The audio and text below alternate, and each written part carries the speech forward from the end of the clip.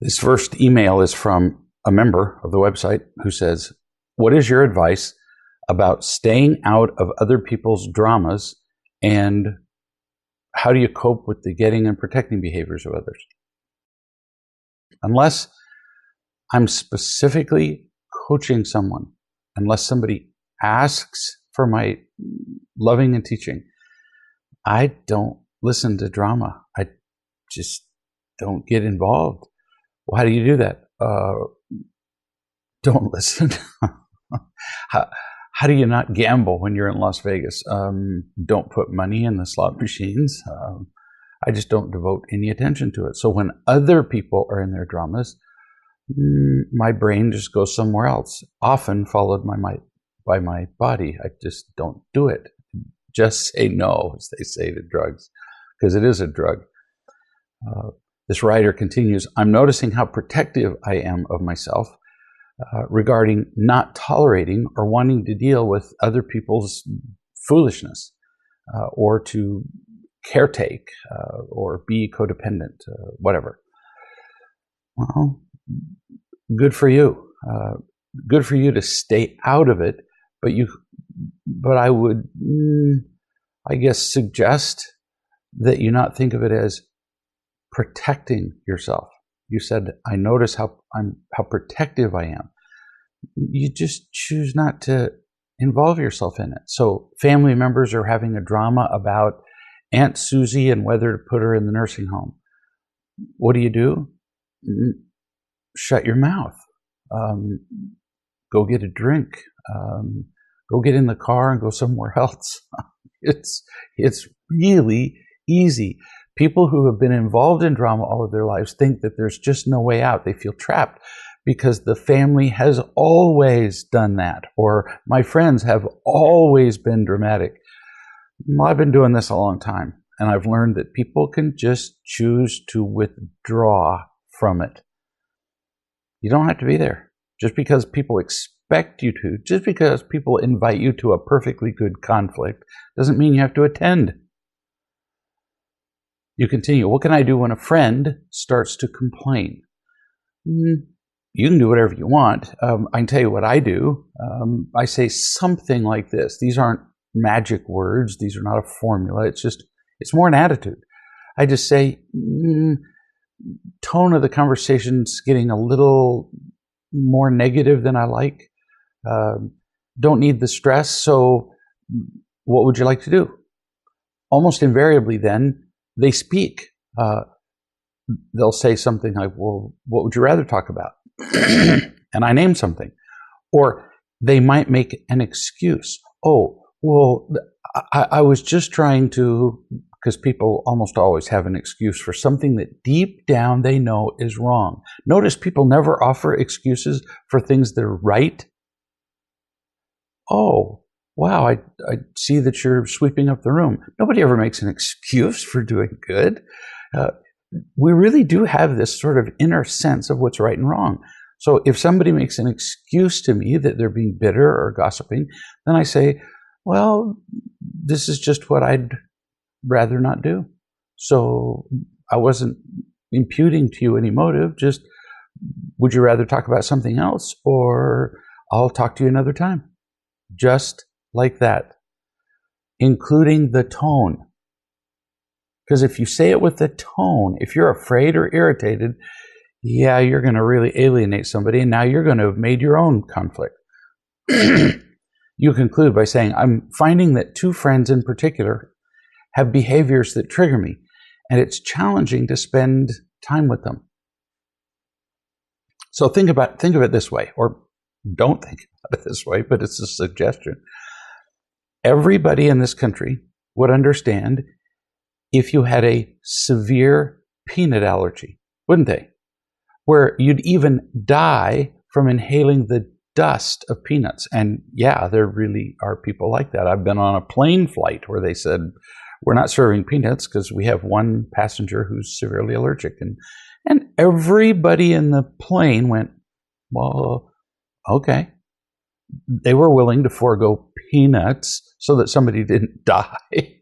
"No, I'm going to have my peanuts, and if it kills you, too bad." Nobody would do that. So everybody to understand if you had that allergy and you asked them not to crack their peanuts in your presence, right? Well, like, duh. Or if you got sick with tobacco smoke, they would understand your preference for them not smoking in your presence. Well, negative talk, people who, I think you said, trigger you, and it's challenging to spend time with them. Negative talk is at least as harmful because of the effects of stress as tobacco, for example, and that's actually been proven by studies that stress is just as harmful as tobacco. So you do have a right to state your preference. You are not trapped, ever. So if they continue to be stressful, you leave. If they continue to be stressful as a pattern, then why are you spending time with them in the first place? Like you said, 2 friends trigger me. There's something wrong with that sentence. If they trigger you consistently, you might consider that they might not be friends. Just a thought. Here's somebody who asks, don't you feel like people can become addicted to you, meaning me? I'm new to real love, and it's been coming across that way when I've had a few calls for the first time to real love people, and I'm trying to get some clarity. And that's understandable. There are people who refer to me as a father. There are people who will quote me as they're speaking. Understandable that you would get that feeling that somehow they saw me as a guru or whatever, which I don't. It's natural that some people would get, to use your word, addicted in the beginning. Dependent might be a better word. They've never felt loved in all their lives. They've never felt the one thing that is essential to their happiness. So when they find a source, whether it be me or whoever, it doesn't have to be me. There are lots of people who can do this. I just talk to people all day, all over the world, so you run into a lot of people who know me. So when they do find a source, they latch on like nursing babies. But in this case, it's healthy. It's what they need. It's what I'm offering. Who would look at a nursing baby and go, so I guess this poor child, this poor stupid weak child is addicted to his mama. Well, addiction is not quite the word. So rather than call it an addiction, it's more like a healthy clinging, a healthy dependence. Again, like an infant to a mother. And then my entire goal, this would be pretty different if this weren't my goal. If it were my goal to keep people dependent, yeah, that'd be kind of crazy and could be an addiction. But my whole goal, as anybody who knows me knows, just like any healthy parent, is to increasingly teach people to become more independent. I don't need or want anybody to depend on me in the long term. I just don't need that. I'm already happy. It's not like I have some great big abundance of time. So the goal is always to wean people so that they become strong on their own. Not to throw them out, just to teach and love them, make them strong. New subject. Here's somebody who's writing and says, been reminded today that drama makes all aspects of life more difficult and painful, whether it's emotional work or physical pain. Today I had my wisdom tooth removed unexpectedly, and in the past I would have created drama in my head, like, for example, oh my, this is going to hurt so bad. Oh, I have to go to the dentist and have my wisdom tooth removed. I'm sure I would have told at least 20 people that one. Oh, there are going to be needles in my mouth. What if it goes wrong? What can go wrong? What are the complications? I better Google what can go wrong. What if I lose all sensation in my jaw and I never swallow again and I bleed to death? Now, this sounds a little crazy, but she continues and says, I'm not exaggerating. I would find all the worst images and stories on the internet and news articles of the procedure going wrong. And I can tell you, as having been a surgeon for 20 years, that you can die from anything. You can die from falling down the steps before you get into the doctor's office. So it's the list of complications for any procedure. If you sign an operative permit, one of the complications is always death. I've been operated on a bunch of times, and each time I'm handed an op permit, they wait for me to read it, and I just sign it and hand it back, and they say, "Don't you want to read it?" I say, "Doesn't it say that I could die?" "Yeah, well, then I'm good." So lots of things can go wrong. Then she continues, and then I hype myself out on all the drama. Insanity, she says. Yeah, it really is insane, as opposed to, I'm going to need my tooth out because it's causing a problem, whether it's pain or infection or whatever. And wow, am I ever glad that I have access to a dentist, which many people don't. You want to see some pain, have your tooth removed by somebody in the jungle with a pair of pliers. She continues, then when it actually came to the physical pain, with all the drama, it would be 10 times worse because of all the fear. Yes. People who are in fear, when you touch them, it hurts. When you talk about what you're going to do, it hurts. And I've experienced that as a surgeon in outpatient surgery. Until somebody calms down, there's no sense sticking a needle in them, even to numb them, because they're going to jump through the ceiling. She continues, oh, and then I'd get all the sympathy afterward. Just what I needed, huh? So today I decided to do it differently. No Googling, no drama, just information that it will be uncomfortable to an extent, but I'm choosing to have this procedure. And it will contribute to my happiness in the future, because then my tooth won't keep hurting, and very likely keep hurting more. So then I went into the dentist, had the tooth removed. Now, hang on, wait for it. And it didn't hurt, like hardly at all. And I've been to the dentist many times. It was always a great big deal. I put it all down to the lack of drama. Hooray. Well, you get a big star on your forehead, kid. Or in the old days, when I was a kid, you'd go to the dentist and they'd fix your cavities, and then they'd give you a sugar-laden sucker. A little ironic. They've caught on to that. They don't do that anymore. But you get a big star. Well, maybe not too big, because that would be dramatic. Drama is incredibly addictive. Just astonishing. I watch people amp themselves up every day over turning left. I'm not joking. They'd rather turn right 20 times and somehow get to their destination than turn left. Dramatic. Oh, what if there's an accident? What if somebody's brakes go out? What if, with drama, every cold, listen to people. Have you ever heard people say, I just had a little cold? No, I had a bad cold. It was a terrible cold. It was the worst cold in the world. My doctor said he's never seen a cold that bad. Every problem is traumatic. Every argument is awful. Every insult is so terrible. And it turns out we really get to choose whether it's terrible. Just see it as it is, like you did your tooth, or make a great big deal out of it as you used to it. And as you've learned, without the drama, the pain is a whole lot less. This is from a woman who writes about her real love experiences. She said, first, I want to let you know how much real love has changed my life.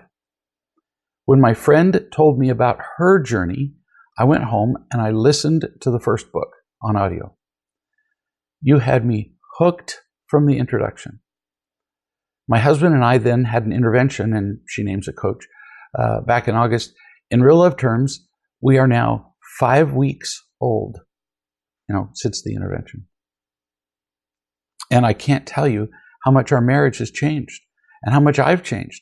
I used to cram as much as possible into my days, filling my time with friends, jobs, achievement, always with at least one list of things to do on the go while I was on my way there. Well, what a beautiful attitude you have. That you and your husband are now 5 weeks old. I mean, that's just lovely. Become like a little child. Why? So you can, mess your diapers? No. Because little children are teachable. They haven't formed all these preconceived notions so that they can't learn anything. It's just beautiful. She continues, now I would never have imagined myself to be so different. Couldn't have pictured it. I see so many more choices now, and I'm learning to recognize different choices available to me. And I have lots of help in the real love community when I can't see the choices. My life is relaxed now. Who would have thought? I used to be so anxious and scheduled, and now we hardly make any plans. And I'm loving it. No plans and having fun. Well, you can't know till you do it. She says, I have good moments and plenty of, sad victimy moments. In the beginning, I wrote a lot of emails to my real love coaches. I talk to them a lot. They've loved me through insanity. In fact, she calls them her real love mother and father, which kind of goes back to that question that lady said, can people become addicted to you?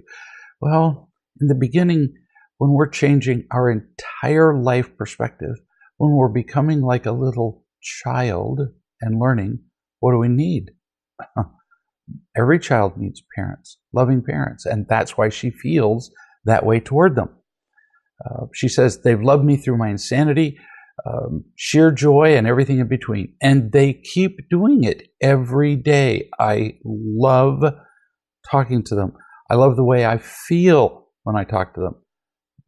That's why it's healthy, not addictive. It just keeps getting better and better, whereas real addiction to a person doesn't keep feeling better and better. You become more and more desperate, and the effect becomes less and less, and then eventually it becomes futile. She concludes by saying, my husband is actively involved in real love too, and I am so unspeakably grateful for his dedication. Our relationship has changed beyond belief in such a short space of time, and I had no idea until we began to change that we were so broken to start with. That's a really powerful statement. Can't count how many people I've talked to. When I ask them how they're doing, they say, oh, okay. Or what was your childhood like? Okay. How's your marriage? Okay. Because it's all they know. So of course it's okay, because everybody's told them that it's okay. And then they start to learn about what unconditional love is, and they start to feel it, and they start to implement it, and then they feel it more, and then they trust it more, and then they feel it more, and then they start to give it, and then they realize, looking back, wow, was I ever not okay? Wow, was my marriage not okay? Wow, was my childhood not okay? And these aren't self-deprecating or critical statements. They're just statements of fact. If all you've ever done is live in a valley, and people tell you that it's a high valley, you accept that it's high. And then you climb a mountain and go, wow, there's something a lot higher, and the valley's a lot lower than I thought it was. Some things cannot be learned until they're experienced. That's just how it is. You can read in a book and you don't get it. I could read about flying an airplane in a book all my life. I still wouldn't get it. And then I went up in the air. I don't do this often. And somebody handed me the stick of the airplane. And I flew a plane and went, that's pretty cool. Not cool enough for me to learn to do it and almost certainly bury my nose in the dirt, but it was very cool. So she says, I had no idea we were so broken. We understand each other so much better. I recently experienced what it feels like to love my husband for the first time in our 12 years together. Wow, how cool is that? It is the most amazing feeling to genuinely love him. I still make mistakes regularly, but I have so much faith in the principles of real love and in the people who love me that I'm confident that if I keep listening to my coaches, I keep feeling their love, I will learn how to love him better and better and better over the years. Being loved and learning how to love my husband feels amazing.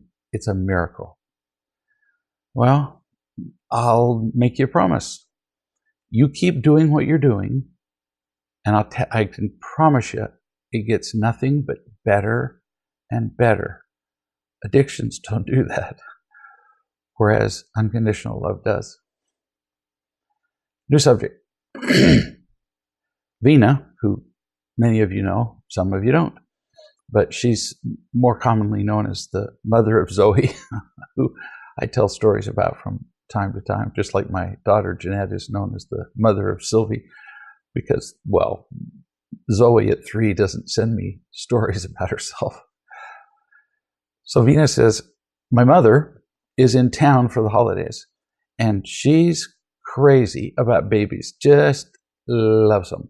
So she's been coddling our newest daughter, Eve, who's like 4 months old, and mostly ignoring, even being annoyed by Zoe, who she previously worshipped. Zoe's 3. And she's been doing this consistently. It's like pretty obvious. Initially, well, Zoe noticed it immediately that, grandma was not paying attention to her. And she reacted in the beginning by avoiding my mother like the plague. I mean, kids feel everything. No kidding. I mean, they've done studies where kids in an adjacent room will stop playing if they feel tension in the other room, even without yelling and screaming. They feel us. So she avoided my mother like a plague, and she insisted that I do everything with her. But yesterday, my mom finally played a game with Zoe, and she liked it. Well, duh. I was going out to run an errand, and I asked Zoe if she wanted to come with me. And she said, no, I think I'm going to stay with Grandma. You could just picture Zoe going, maybe Grandma hasn't turned into the devil. I'll give her a chance. Kids at a young age want our love. So they tend to forgive us quickly. We are very lucky that that is the case. No kidding. But if you wound a kid long enough, they get to the point where they can't get over it, where all they see in us is a source of pain. So Vina continues, despite their previous good day, my mother told Zoe to leave and go with me, and that if Zoe stayed, this is hard even to read. If Zoe stayed, my mother said, she would ignore her. Apparently, Grandma's pretty fascinated with the new baby, huh? Adults can be just as immature as children. In this case, Grandma performed poorly. Or in the words of an Indiana Jones movie, she chose poorly. And most children would have reacted badly. So let's see what Zoe does. Zoe ran to me in the bathroom, all upset, and said, I just want Grandma to take care of both of her sweeties. I mean, my heart melted just reading that. So despite the fact that Grandma has treated her badly for 2 or 3 days, Zoe still sees herself at 3 as Grandma's sweetie. Why can't Grandma love both of us? Vina said, you want her to take care of both you and Eve, not just Eve? Zoe said, yeah, just like people take care of both their kids. 3 years old, and she's smarter than grandma. This is great. Vita said, "You mean like I take care of you and Eve?"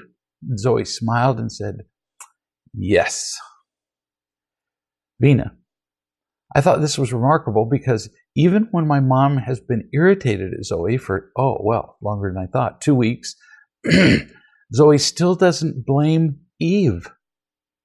None of this sibling jealousy stuff that you hear about all the time. She doesn't blame Eve, and she doesn't ask my mom to stop loving Eve. That is remarkable. In fact, Zoe was legitimately confused about why my mom thought that she could only love one person at a time. Because intuitively, Zoe understands that love multiplies. And it's not a zero-sum game, where there's a winner or loser.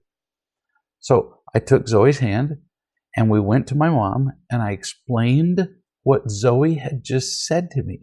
That had to be difficult to do, but good for you. Potentially embarrassing for grandma to be taken to school by a 3-year-old, yeah? Vina says, my mom immediately softened. Oh, hallelujah, grandma. Because grandma could have turned this into a drama. My mom softened and gave Zoe a big hug. And Zoe had such a good time that she insisted that we have that same conversation about loving both her and Eve over and over again. So she would go to Vina and say, let's have that conversation again. Tell me about how you and grandma can love both of us.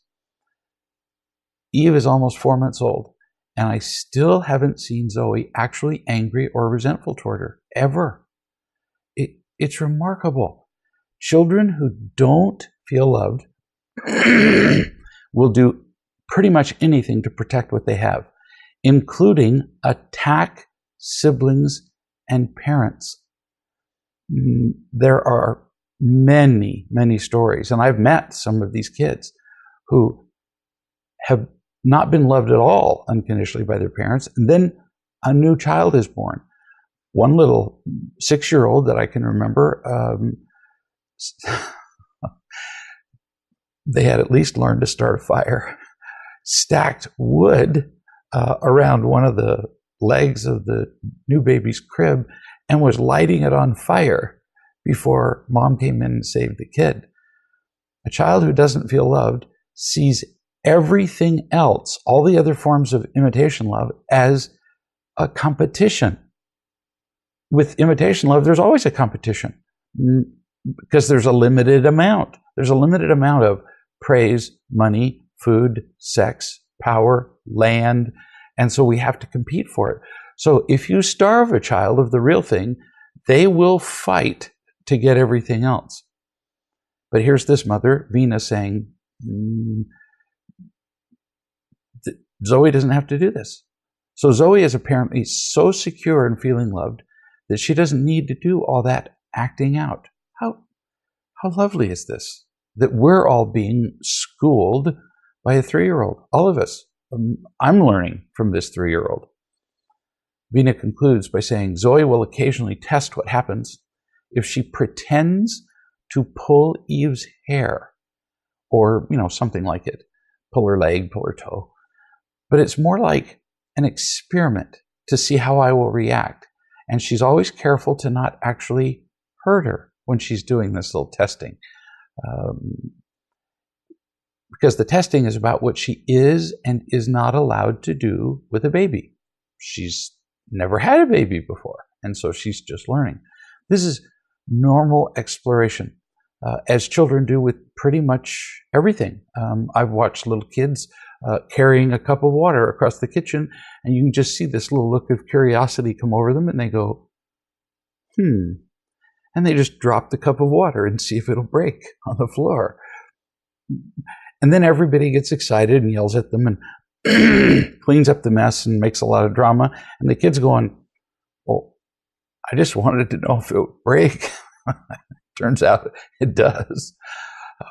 What a lovely story about a kid who feels loved. Tell me anything a person could do that would have a longer effect on the history of mankind than to raise a loved and happy child. Bean is a brilliant human being. When I met her, she had a double major in physics and philosophy, which is a little insane, but also shows the breadth of her interest. She's brilliant. She could do anything. She chose to be a mother. And as a result, she's raising 2 children who are going to make a genuine difference in the world. People sit around and they feel good about themselves because they pray for world peace. If you're a Miss World, Miss America or Miss World competitor, apparently you're supposed to say that you're interested in world peace. But they don't do anything to achieve it other than talk about it or pray for it. Here's a mother who's making a significant impact on world peace by raising 2 peaceful and loved and responsible and loving children. To me, that's heroic. And there are more and more people who are doing this. It's very exciting. New subject. A member writes and says, I'm learning a lot about faith and what it means to choose it. Big subject. I've always had faith. This person continues. I can't remember if it's a man or a woman. But I had faith that I could, in the past, I had faith that I could be happy while I felt wronged or victimized, that someone owed me happiness, that I had an excuse for being selfish and right all the time, and more. Those are the things I had faith in. This is very brilliant of you to say, because it is faith. My understanding of faith, she says, is changing a lot. No kidding.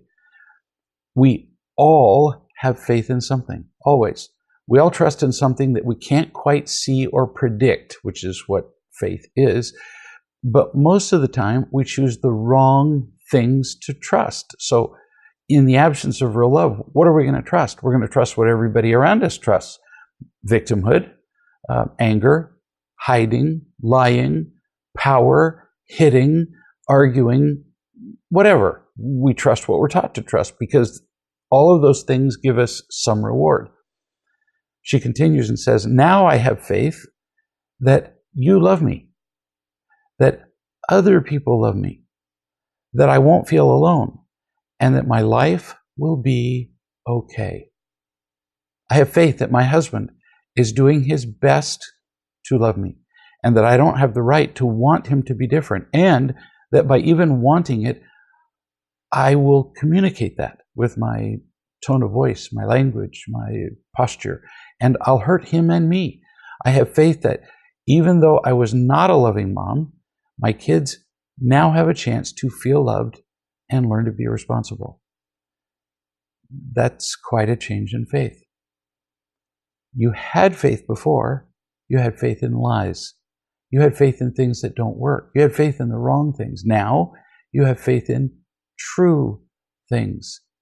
So apparently you had the ability to have faith. I've had people tell me, well, I'm not very good at trusting. No, actually, you really are good at trusting. You just trusted the wrong stuff and it's killing you. Having faith in true things makes, all the difference. It gives you motivation to do good things. Faith, in fact, is the precursor. It is the preparatory step to all good things. It all starts with faith. New subject. This is from a man who's been in real love for a couple of years. And he says, Fran and Jeff are friends of ours and have been for 25 years or so. Fran turns 70 tomorrow. And a week ago, last Sunday, I sat with the family and I explained to the 3 kids, my 3 kids, his 3 kids, that Fran's birthday was coming. I explained that when I was young, I couldn't be bothered with people's birthdays. I just didn't care. And I said, I was wrong to not be caring.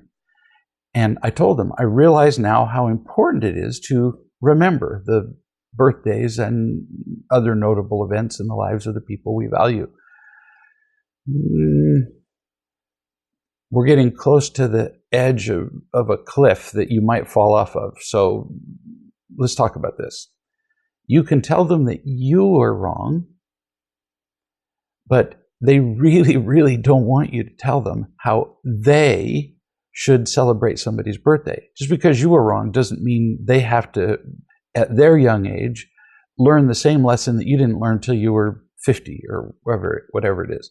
So I'm going to guess before I read on that they're going to hate this conversation a lot. In fact, without reading further, what you said was probably enough, by telling them what they should do, probably enough to motivate them to do nothing for Fran's birthday. He continues. Then I told them that Fran is like a grandmother to you. This is getting worse. And she's one of the children's godmother. Yeah, true. And it's manipulative. I promise it is. Trust me on this. What you said, grandmother, godmother, these are terms used as a way to get them to do something. In other words, to manipulate them. He continues. I said, I would like to ask the three of you. Now, we're past asking because we've already done manipulating, see, and talked about how you were wrong, and so implying that if they don't learn this lesson, that they'll be wrong too. So when you say, I would like to ask the three of you, it's not really a request, but we'll continue. He says, I would like to ask the three of you to decide how you would like to celebrate her birthday. I would like you to decide what you would like to buy her. Now, it's unintentional and extremely common, but you just told them how to celebrate her birthday after saying that they could decide for themselves how they celebrate it. You told them that they would have to buy something, and you only really gave them a choice about what to buy. You don't get to do that. That'd be like me saying to Donna, would you like to go with me to the movie? You can ride with me in the car, or I could put a chain around your neck and drag you behind the car on the trailer hitch. You have a choice. That's not really a choice. And I know that you care about Fran, this older lady, but this all comes across as very controlling, because it is. He continues. I said, when you have decided, let me and Mom know, and we can contribute to whatever you choose to buy. I prefer to do it this way rather than Mom and me organizing as we always have in the past, because it will help you understand in a clearer way what I have explained about the importance of birthdays to people. This is not going to go well. This is like watching a train crash about to happen and you can't stop it. He continues and says, nobody has come to me. In other words, nobody's come to him with their plan to celebrate Fran's birthday. And I haven't reminded them. I intended to get a birthday card for Fran and sign it for myself and my wife, but not the kids. My wife, though, feels that we should get a card and give it to the kids to sign. I don't mind really doing this, but I feel it's a shame that that's a really great word that if you share with them will make it even worse. But I feel it's a shame that they didn't do anything after my request was made to them. I'm also concerned that they won't learn anything if I ask them to sign the card. But then I don't want to be unreasonable about it. This would be stand-up if I were doing a thing at a real love event. So what do you think about this? Your intentions are good toward Fran. I got that. My recommendation, obviously your call, is do not ask the kids to sign the card. If they wanted to sign the card, they would have done it already. They would have gotten a card. Don't say one more word about this subject. Don't remind them. Don't anything. You already told them it was her birthday. That's informing. Any words past "it's her birthday" is controlling them. So what they do now is their choice. They have to learn how to be themselves. The most important lesson here isn't teaching them gratitude. You can't force a child to be grateful. You can't force a child to be thoughtful. They have to learn how to be themselves by making their own choices. And this is hardly a mandatory event. Yeah, you can force a child to go to school because they all stay home and do nothing and eat candy. But they really get to figure out how to do this kind of thing themselves. It's the only way that they'll learn it. It was the way you learned it. We'd like to shortcut it and teach our kids all the right things right from the beginning, but sometimes that's not possible. Although it is very cool that if parents get their children at age 0, when they're born, and start teaching them real love from the beginning, wow, do they learn it faster. I wish I had done that with mine, but I didn't. Here's a story from a mother about her 3-year-old. The boy wanted to help his dad water the Christmas tree, somebody who actually has a live one. He was carrying the watering can carefully so that he wouldn't spill the water. He said, "I'm being careful." This is from the mother. "I'm being careful, but if I spill it, it's okay. Then I just clean it up." And the mother said, "I loved hearing that he wasn't worried about making a mess or a mistake." Hallelujah. The angels sing. This is a result of consistent loving and teaching by the parents early. This kid will grow up like Zoe, feeling loved. He'll grow up being loving because he was taught that it's a happier way to live, and he'll discover that it is. He'll grow up being responsible. He'll be happy, is the bottom line. Inconsistent parenting or blind parenting or ignorant parenting, that has just disastrous effects. But at the other end, wow, do we make a difference in the world when we teach them from the start. New subject. This is a woman in real love who had been having difficulty talking to her mother's brother. The woman's uncle, for some time. Apparently in the past, her uncle's girlfriend had been really rude to her, and she'd been rude back, and they exchanged some rudeness. And why settle for a little bit of rude, right? And the whole family's pretty dysfunctional. This woman who's writing hadn't talked to her mother for a few weeks, for example, because the mother was critical, demanding, demeaning. And she wondered if it might help if she apologized for her contribution to the conflict with her uncle and his girlfriend. So she did. She wrote a letter and said that she had been less than loving on a couple of occasions, but that she's been finding herself, which she's been doing in real love, and she's been figuring out how to be more loving. I read the letter that she sent, and there was no hint of accusation. It was really lovely, beautiful, truth-telling, apologetic. It was sweet. And then he responded to her sweet apology by email. He said, "I'm glad that you are, quote, finding yourself," end quote. So I said to her, in case you missed it, he's openly mocking you. She had assumed the best about him, but the reason he put quotation marks around it is to say, this is crap and you're not really finding yourself.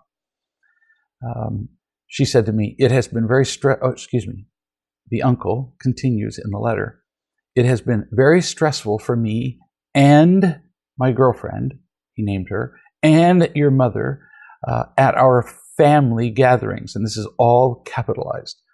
Translation, and I'm offering the translation both for the reader, who's the woman who in real love who wrote me, and for everybody listening. Translation of this: you have been a real problem for the family. We don't care about you, not even a little bit. We're just annoyed that in this process of, quote, finding yourself, end quote, you've inconvenienced us. We don't have any interest in adjusting what we do in order to accommodate you. You exist to serve us, and you're doing a crap job. The uncle says, "We all have our problems that we grow up with." Translation: "So what are you whining about?" The uncle says, experiences that we had through life. See, this all just sounds so reasonable. And if you've lived in a family like this, it sounds like a reasonable reply. It's not. It's the way the family has been hating and stabbing each other for a lifetime. He says, experiences that we had through life that we learned how to react to that may or may not be the best way to handle those situations. But the sentence doesn't make sense grammatically, by the way. But we learn from them. Translation, we all learn from life. So are you like what, a cripple or something that you have to go find yourself? The uncle says, you have been very fortunate to have an understanding and patient mother. Actually, since I know a lot about her mother, not true. And he continues, a mother who worries and loves you. This is now getting into all caps. He's yelling, unconditionally and always will. So this is the uncle, the mother's sister, saying, your mother has been great and loving to you, even though he wasn't there to watch her parent, and loves you and always will. Translation, your perception of your mother is entirely wrong. I know best about everything. You are a moron, and to boot, you are ungrateful. You have hurt your mother. You are inconsiderate and cruel. Why does anybody have to put up with your attitude? It sounds almost funny to read, but see, this is the kind of tension, contention, criticism, condescension, drama that this woman who's writing me has lived with all of her life. Her mother was raised in this drama. Her mother's brother's writing this letter and revealing the drama and the contention that they were both raised in. And so, of course, he has to write that her mother was loving, because if she wasn't, then maybe he wasn't either, because he was raised by the same set of parents. So he has to attack her. He continues, for you to cut her out of your life, not only once, but twice, this is the capital letters, is beyond belief to me. I love that phrase. When you really want to drive the stake into somebody's heart, you say, this is just unbelievable. I will not, get this, I will not accept your selfishness. I'm not quite sure how he's going to not accept it. Maybe they'll pass a law against it. Your mother deserves better. Translation, I am the ultimate judge in the world, and I have judged you unacceptable. You must comply with my standards or die. He finishes this letter. I hope you find love, but know that you are loved. This is really stand-up material. Translation, your concept of love, all caps, is stupid. You are wrong. And even though I am being an arrogant, controlling, judgmental ass, this, what I'm giving you right now in my condescending letter, this is love. My loving you looks like this. So you can imagine how her mother's love looked to her and how the whole family functions. And it's not intentional, but they conspire. They really do. Her uncle is conspiring with her mother to keep this self-deception going. We have to. Once you get to a certain point where your beliefs have solidified, you have to maintain that what you're doing is right, or you have to admit that it's wrong and change your whole life. Oh, that's tough. And very few people have the courage to do that. New subject. I know a woman who divorced her husband, and she was left, because the husband kind of disappeared from the picture, with 2 teenagers. Rebellious, out of control, smoking weed in the house, yelling, screaming, that. And the mother and I have talked on a number of occasions. So one day after school, the mother goes to pick up the daughter, a gift. Otherwise, the daughter would have had to take the school bus. So mom goes to pick her up. Daughter gets in the car, and rather than saying, oh, mom, you stopped what you were doing to come and get me at school? I just can't thank you enough, and give her a kiss on the cheek. No. Rather than that, I was just having a brief hallucination. The daughter gets in the car, angry, sulking, cursing. Well, the mother and I had talked. She was prepared for this. Instead of cursing back and being angry and demanding gratitude, the mother just reached over and put her hand on her daughter's leg. That's all. And the daughter stopped. Remember, we do all of these crazy things, angry, sulking, cursing, because we don't feel loved. So mom, knowing that, just reached over and touched her. No words. The daughter felt it. Stopped. And at home, before she goes to bed, she calls out to her mother and asks her if she would come in and tuck her into bed. The daughter's like 15 years old. Terrible age. Hormone poisoning, everything. Tuck her into bed and give her a back rub. All from a touch on the leg. Love is very powerful. Utterly disarmed what could have been a day-ending conflict. It would have just been a disaster. Power. This is real power.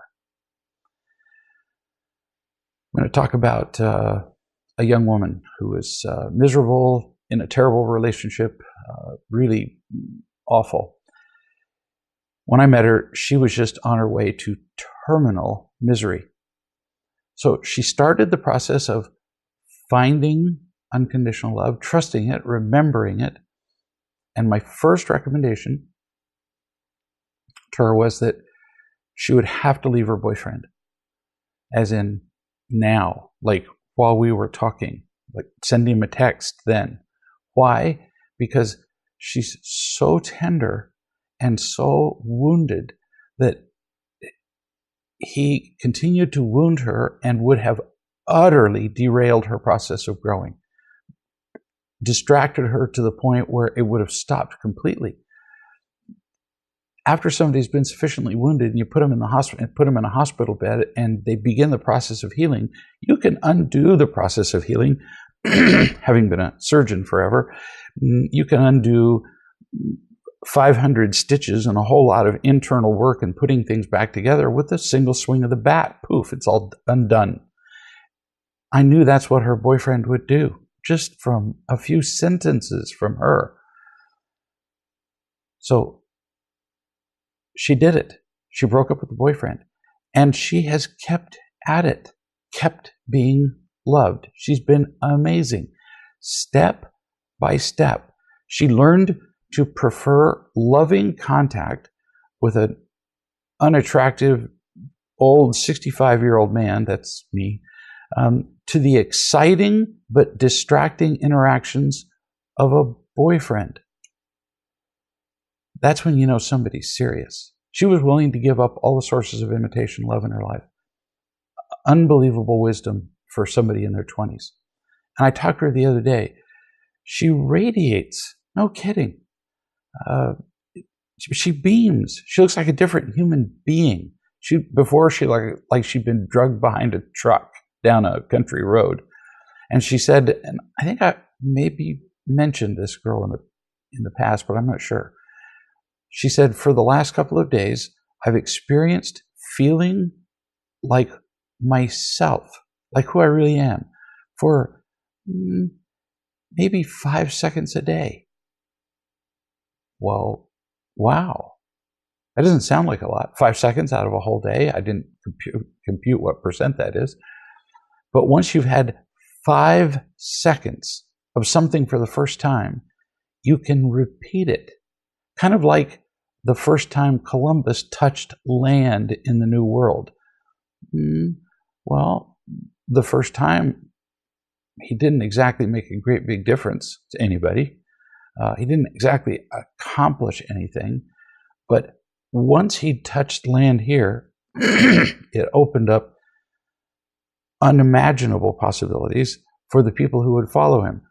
Some of those possibilities turned out to be really ugly and hateful and actually fatal, but thousands of ships followed after that. So after this girl's had her first 5 seconds, she can have 10 and then 20, and then she can start putting together 20-second moments. It's the beginning of a miracle, and it's something that's possible for all of us. These are not impossible things. If she can do it, We can do it. She's in her mid-20s. This is from a mother. New subject. Today, I told Tommy, my 3-year-old, not to climb on top of the table. Well, he didn't like that, and he said, "Mommy, right now, I want to be angry." That's pretty mature. She said, or I said, I'm reading her letter. I said, "Oh, no problem. But if you're going to be angry, please be angry in your room, because we don't want to have anger out here. It spoils the room." Ooh, that's a delicious way to say it. I was calm when I said that. But on the inside, I was smiling and pretty impressed that he would just state his anger. And he stopped being angry. Well, you should be impressed.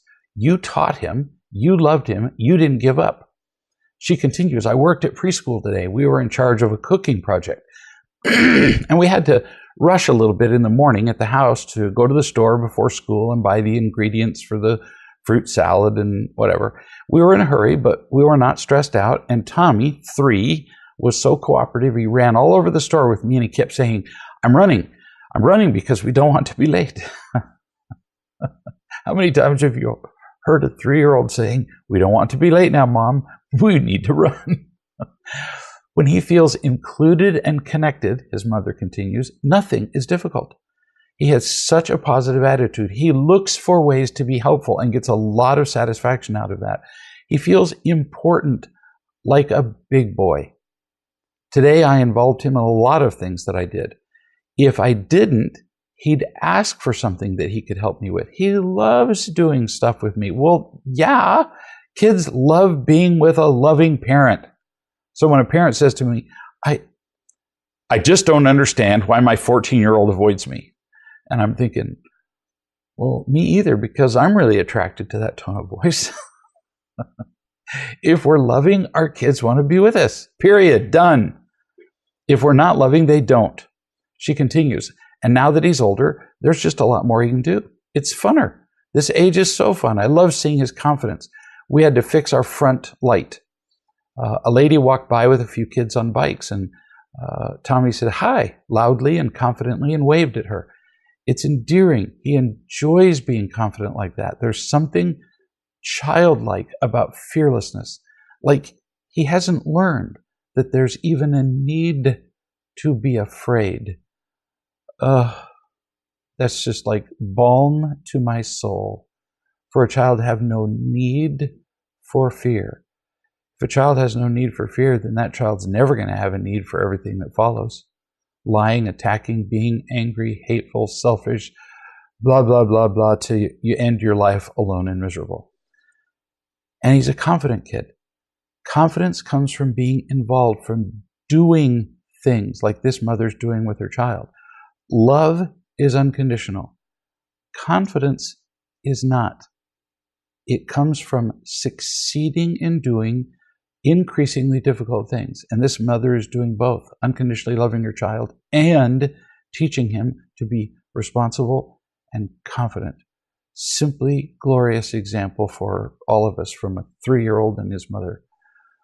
So how did she come across the ability to do all this? I mean, why is she such a spectacular mother? And she is, because she first found unconditional love. She trusted it and accepted it when everybody around her wasn't doing it, and even in many cases told her not to do it. Then she remembered it in between the times that she was getting it, and those 5 seconds of seeing herself turned into 10 and 20, and then sometimes she would have all day feeling loved, and then she began to share it with her husband and her child. And as a result, she's got a child who's going to grow up to be loved, loving, responsible, and unavoidably happy. And so can we. I'll see you in a week.